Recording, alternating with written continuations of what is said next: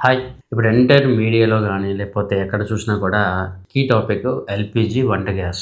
ఇది ఎలాంటిదంటే తెలుగులో ఒక సామెత ఉంటుంది. ఉరిమి వెళ్లి మంగళం మీద పడ్డదని చెప్పి అంటారు. అంటే ఎవరో ఇద్దరు గొడవ పడి కొట్లాట చేసుకుంటే ఆ ప్రాబ్లము పక్కన ఎవడో చూస్తున్న వ్యక్తో లేకపోతే సంబంధం లేని వ్యక్తిని ప్రాబ్లంలోకి లాగింది అంటారు. ఎక్కడో ఇరాన్, యూఎస్ఏ మధ్యలో జరుగుతున్న వారు ఈరోజు మన ఇండియాలోకి, మన వంటగది వరకు కూడా వచ్చేసింది. ప్రపంచంలో కొన్ని ఈవెంట్స్ అవి ఏ విధంగా వేరే వాటి మీద ఇంపాక్ట్ చూపిస్తాయి.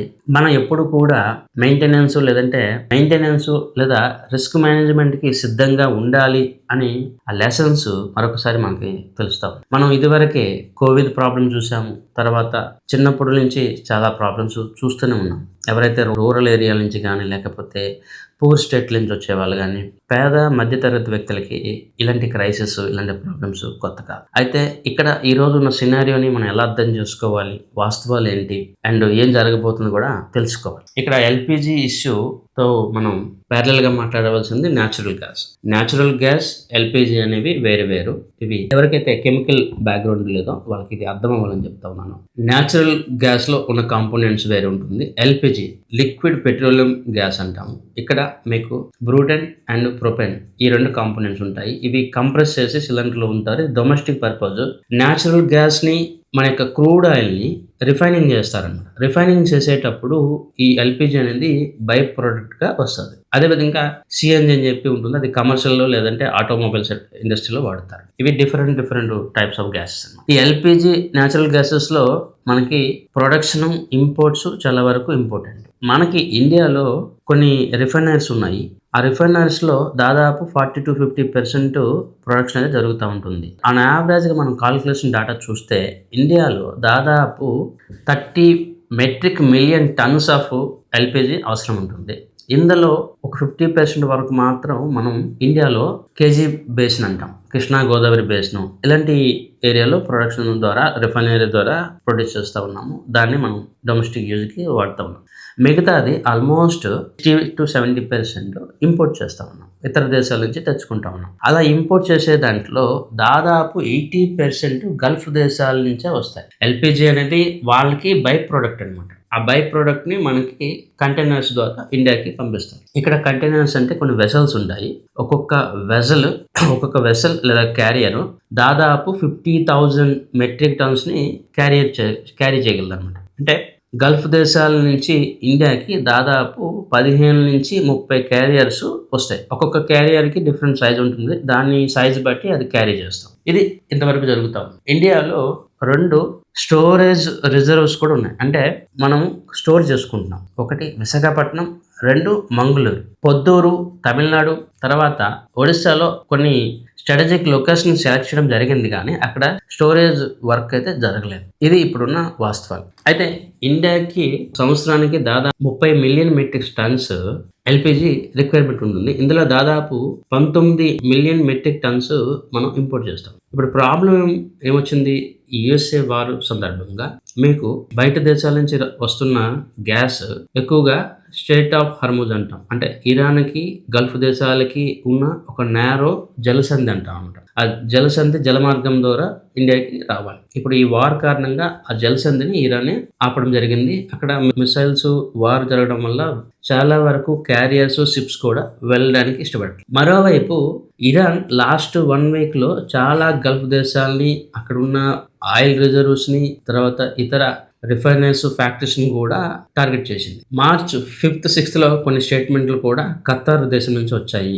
ఇక్కడ మేము ఎల్‌పీజీ ప్రొడక్షన్‌ని ఆపేస్తా ఉన్నామని చెప్పి ఖతార్ చెప్పింది. ఎందుకంటే ఇరాన్ ఆ దేశంలో సంబంధించిన కొన్ని క్రూషియల్ ఆయిల్ రిఫైనరీస్‌ని టార్గెట్ చేసింది. ఈ విధంగా అక్కడి నుంచి రావాల్సిన ఎల్‌పీజీ ఇంపాక్ట్ అయింది. ఇదివరకు మనం మాట్లాడుకున్నట్టుగా ఇండియాకి రావాల్సిన ఇంపోర్ట్స్‌లో దాదాపు 40% ఒక ఖతార్ నుంచి వస్తుంది. ఎప్పుడైతే ఈ ఖతార్‌లో ప్రొడక్షన్ ఆగిపోయిందో అది డైరెక్ట్గా మన యొక్క సప్లై మీద ఇంపాక్ట్ చూపించింది. ఈరోజు మీడియాలో కేవలం ఇరాన్ స్ట్రెయిట్ ఆఫ్ హార్మోజ్ని కంట్రోల్ చేస్తుంది, దానివల్ల మనకి రావాల్సిన షిప్స్ రావట్లేదు అని చెప్పి స్టేట్మెంట్స్ ఇస్తూ ఉన్నారు. అది పార్షియలీ కరెక్ట్.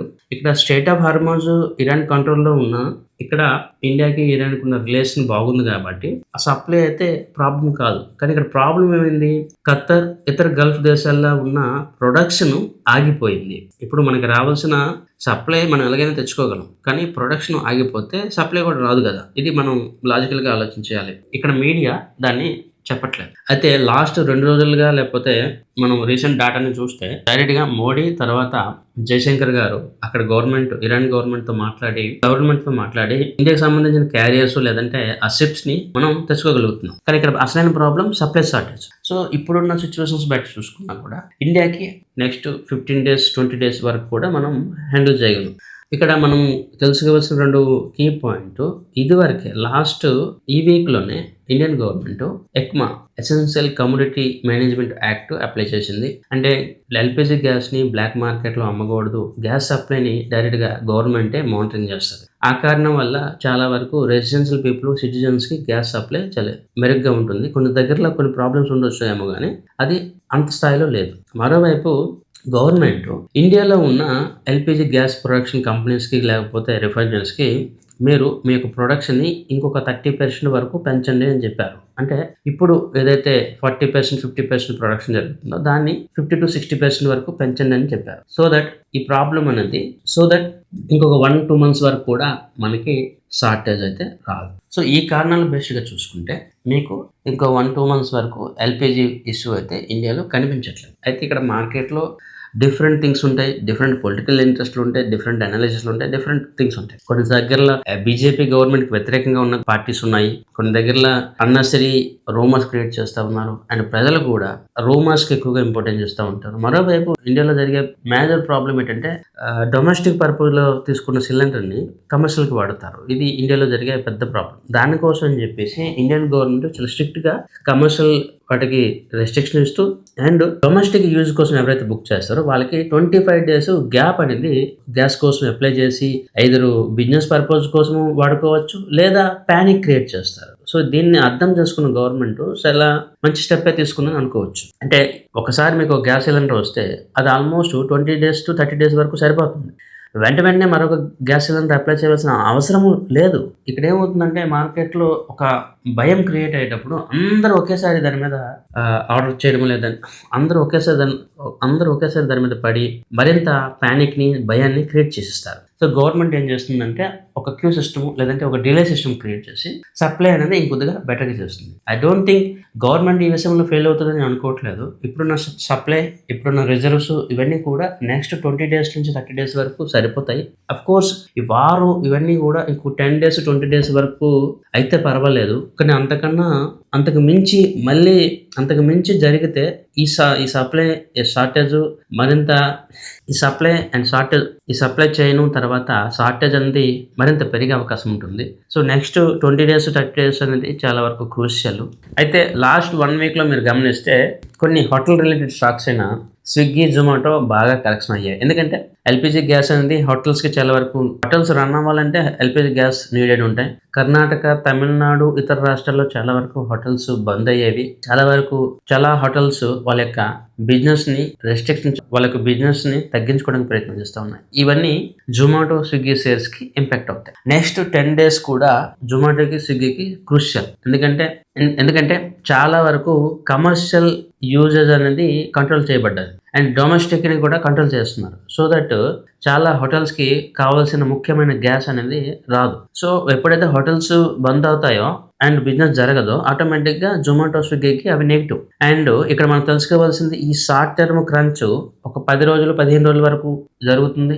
దాంతోపాటు నెక్స్ట్ క్వార్టర్లో రావాల్సిన ప్రాఫిట్ మార్జిన్స్ మీద కూడా ఇంపాక్ట్ చూపిస్తాయి. సో జొమాటో, స్విగ్గీ షేర్స్ కొనుక్కున్న వాళ్ళకి ఇప్పుడు ఒక బ్యాడ్ ట్రెండ్ అండ్ ఈ షేర్స్ ఇంకొక 20 to 30% వరకు కూడా పడే అవకాశాలు ఉన్నాయి.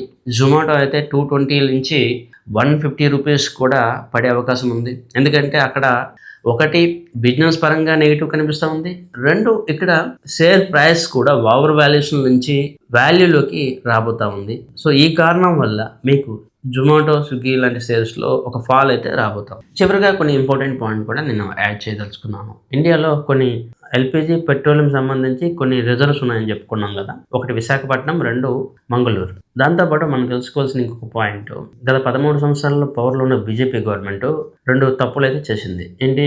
ఇండియాకి సరిపడే స్టోరేజ్ని క్రియేట్ చేసుకోలేకపోయింది. 2 కేజీ బేసిన్ని ఎక్కువగా రిలయన్స్ లాంటి కంపెనీస్కి ఇవ్వడానికి ఇంట్రెస్ట్ చూపించారు. అది ఓఎన్జీసీ లేకపోతే గవర్నమెంట్ బాడీకి ఇస్తే ఆ పరిస్థితులు వేరేలాగా ఉండేవి. ఇక్కడ ప్రాఫిట్ మొత్తం ప్రైవేట్ కంపెనీస్కి వెళ్తూ ఉన్నాయి. మరోవైపు దేశ అవసరాలకు తగ్గట్టుగా స్టోరేజ్ నిర్మాణం అనేది గవర్నమెంట్ చేయకపోవడం అనేది ఒక ఫెయిల్యూర్ థింగ్ అని మనం ఆలోచన చేయాలి.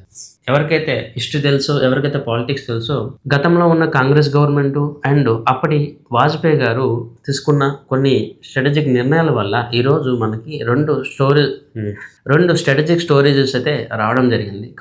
కానీ ఈ విషయంలో ఈరోజు ఉన్న మోడీ గవర్నమెంట్ లేదా బీజేపీ గవర్నమెంట్ పూర్తిగా ఫెయిల్ అయ్యిందని చెప్పి నా యొక్క అభిప్రాయం. ఇక్కడ నేను ఎవరిని క్రిటిసైజ్ చేయట్లేదు, వాస్తవాలు మాట్లాడతాను. ఏదేమైనా కూడా ఈరోజు వచ్చిన ఈ ఎల్పిజి క్రైసిస్ని ఈ గవర్నమెంట్ చాలా వరకు బెటర్గానే హ్యాండిల్ చేస్తారని నేనైతే ఆశిస్తా ఉన్నాను.